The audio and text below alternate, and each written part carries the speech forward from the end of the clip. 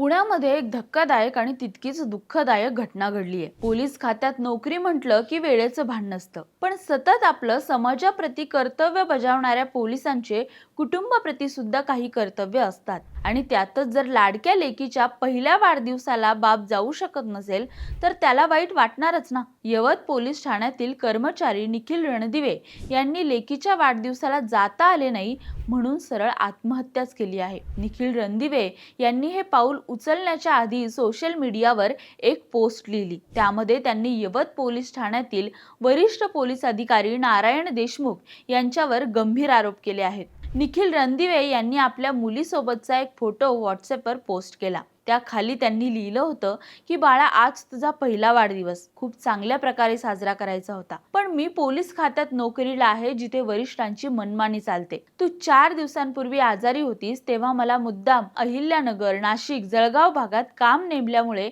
मी तुला दवाखान्यात नेऊ शकलो नाही। पुण्यातील यवत पोलीस स्टेशन मधले वरिष्ठ अधिकारी नारायण देशमुख 1 वर्षापासून मला सतत त्रास देत आहेत, त्यामुळे माझा नाईलाज आहे। मी माझ्या जीवाचं बरं वाईट करून घेतो आहे। दीदी, तुला वाढदिवसाच्या पहिल्या आणि शेवटच्या खूप खूप शुभेच्छा। आता दोघांमधल्या वादाच्या रागातून निखिल रणदिवे यांनी आत्महत्या केली, पण चिमुकली मात्र वडिलांच्या प्रेमाला आयुष्यभरासाठी मुकली। तुमचं या घटनेबद्दल काय मत आहे आम्हाला नक्की कळवा।